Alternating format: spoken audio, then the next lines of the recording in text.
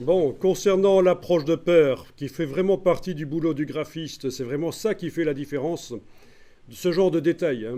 En fait, la différence entre le document que Monsieur Tout le Monde pourrait faire et le document qu'un graphiste ferait, c'est une somme de petits détails. On va parler beaucoup de petits détails, et pris séparément, vous allez trouver que c'est un peu exagéré, que c'est vraiment un détail.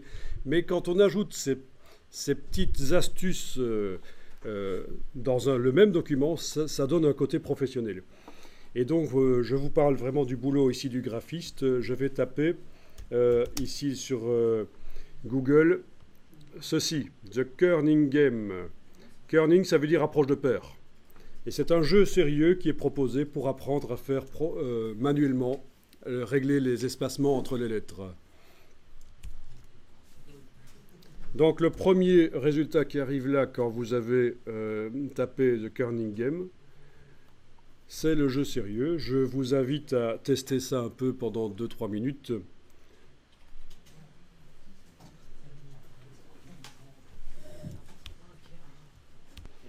Donc ici, on vous montre qu'avec les flèches gauche et droite sur le clavier, vous pouvez bouger les lettres.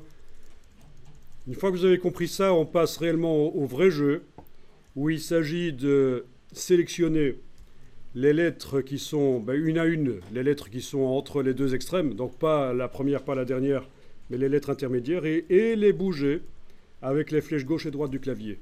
Si vous enfoncez évidemment la touche majuscule en même temps que la flèche gauche et droite, ça va plus vite pour bouger. Ça, vous connaissiez, c'est comme ça dans tous les logiciels Adobe déjà. Ici, ce n'est pas un logiciel Adobe, mais ils ont repris le principe de la touche majuscule qui fait déplacer plus vite. Voilà. Et vous êtes censé positionner les lettres et puis cliquer sur Compare. Et ça vous dit quel est votre score. Voilà, 54% par rapport au positionnement idéal de la lettre, des lettres. Suivant. Voilà, il faut vraiment avoir l'œil, il faut le sentir en fait, hein. C'est vraiment du cas par cas, ça dépend des mots. Voilà, etc. Donc je vous laisse jouer avec ça, c'est très intéressant pour apprendre. Donc le but c'est quand même que le mot fasse bloc en fait, hein.